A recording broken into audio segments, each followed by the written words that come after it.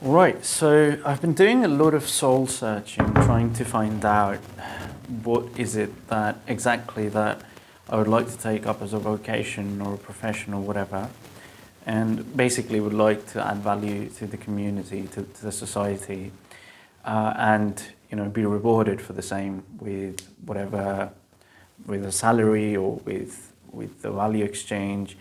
But whilst doing that, in the process of doing that, I realized that nobody ever taught us what we can contribute to the society, because everyone was like, do what you're told to do, follow the conventional path of, becoming an engineer, doctor, lawyer, whatever professions that exist in that are high paying or which are seen to be like real contributors to society, and just do one of those things and that you'll be fine for the rest of your life. But I realized that much of my depression and anxiety run around the fact that I don't know what it is that I can contribute to the world. And I think a huge part of depression and anxiety is about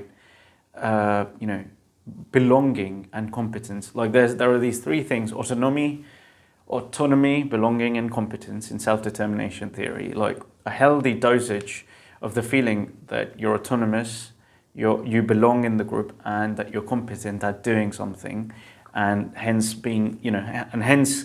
that sort of completely justifies or redeems any of your flaws in the group, and that sort of gives you, well, I wouldn't say redemption. Maybe I should scratch that and correct myself.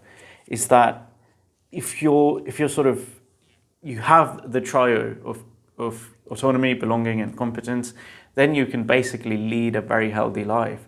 And depression and anxiety basically comes from like a dysfunction in not being able to feel one or more of these three things. So if we trace the chemical hormones that sort of that runs through each of them, would probably, like, you could sort of narrow it down to three things, which are dopamine, oxytocin, and serotonin. Serotonin is a feeling, is like the feeling that everything is okay, and like you can now rest and digest. Oxytocin makes you feel like you belong or accepted by the tribe. I mean, that's when oxytocin is released. It's like the bonding chemical hormone. Also, I'm not a neuroscientist, so I'd obviously be making mistakes, and I'm hoping that if any of you are neuroscientists, just comment in the comments and correct me if I'm wrong.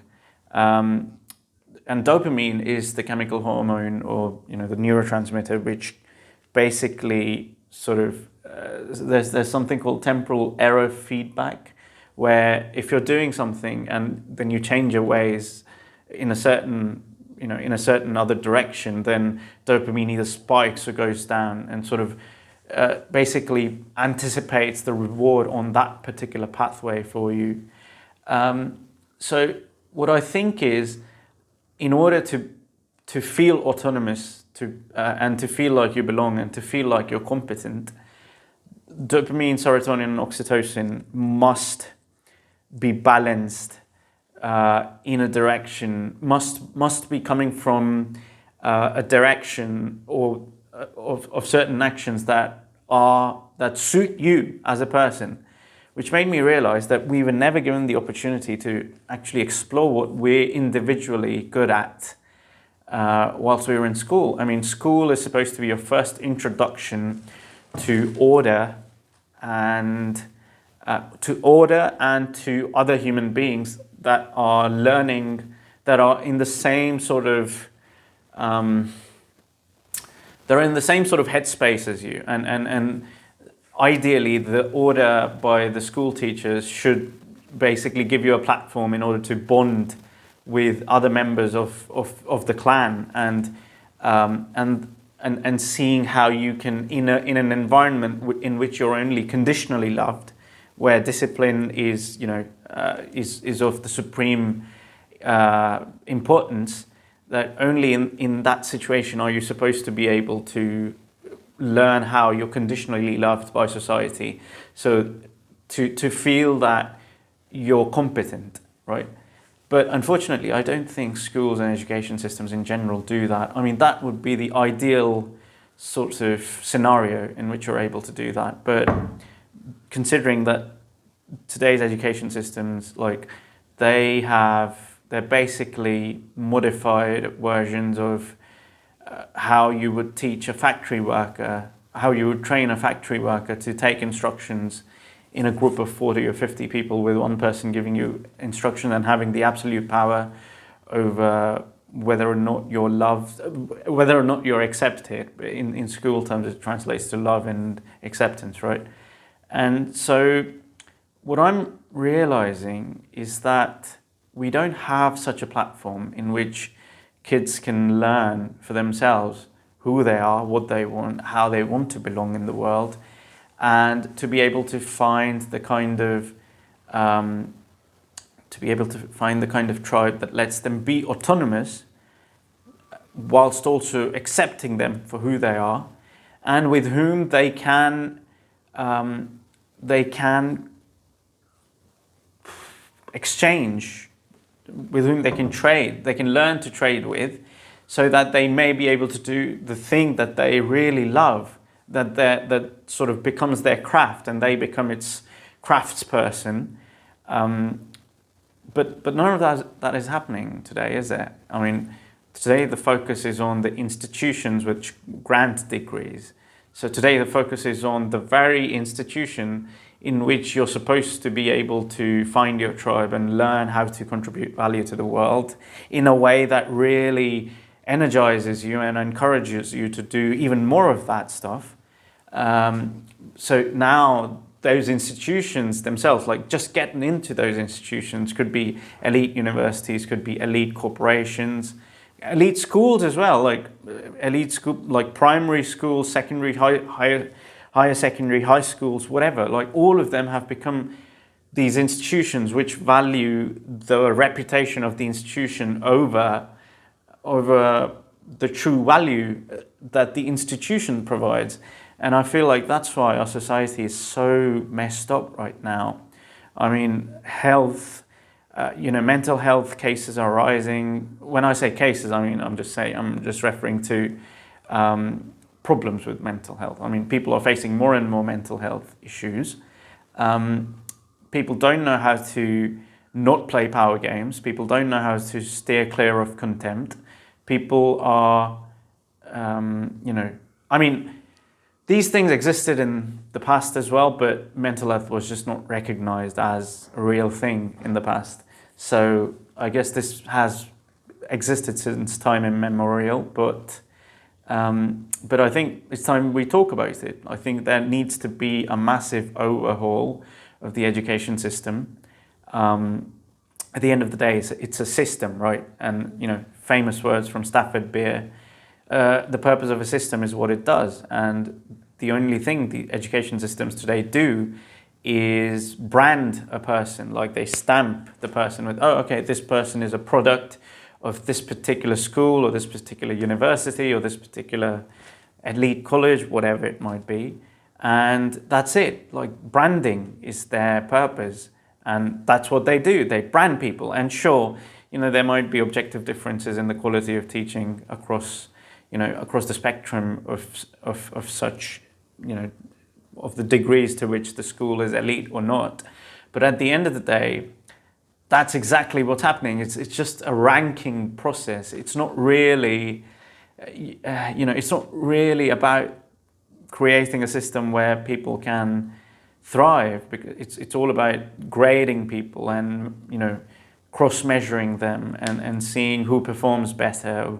Like, it's all so damn competitive, which is completely different from, say, what you would need in order to grow up feeling like you belong in a place and that you're valued as an independent human being who doesn't need to conform with others, but can still be respectful of them and with them, and they are respectful of you in return.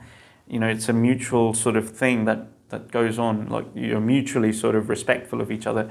I don't think people, get that experience out of schools or universities in which they learn how to respect another person's craft, how to respect them for all their idiosyncrasies and all their, to truly get to know another person, and then realize, and then, there's this concept of give and take, right?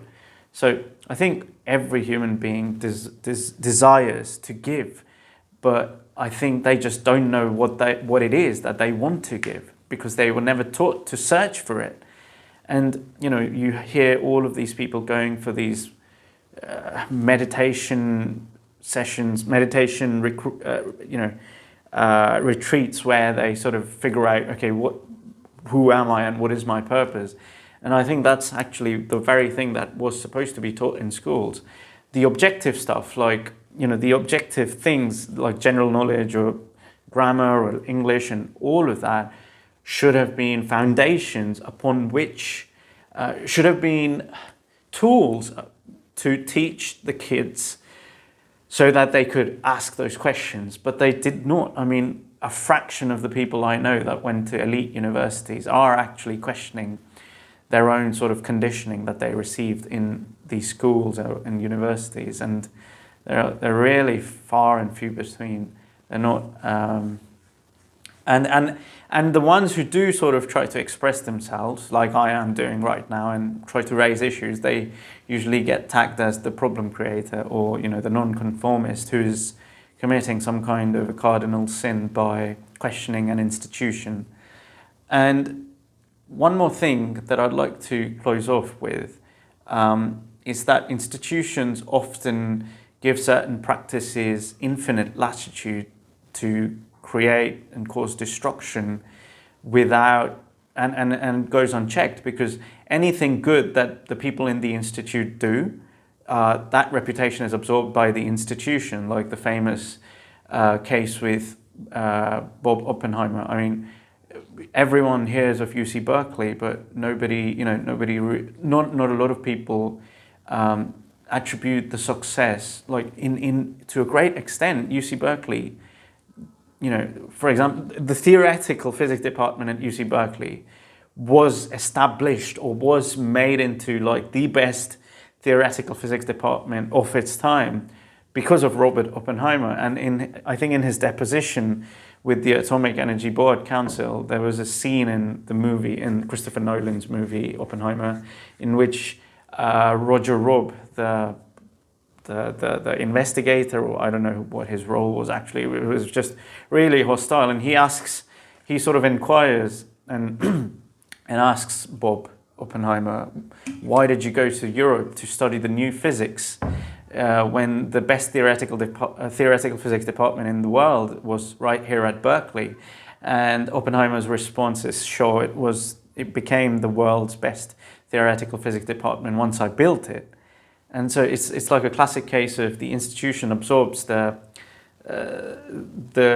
extraordinary individual's reputation, good reputation, and as soon as there's something bad about any particular individual of that institution, instead of saying as, okay, maybe we fucked up somewhere and maybe things just went horribly wrong for this to happen, they either deny that thing ever happening and they just say, oh, don't worry, it won't happen again, like in the Boston Global Spotlight case of 2000 with the Boston churches and whatever,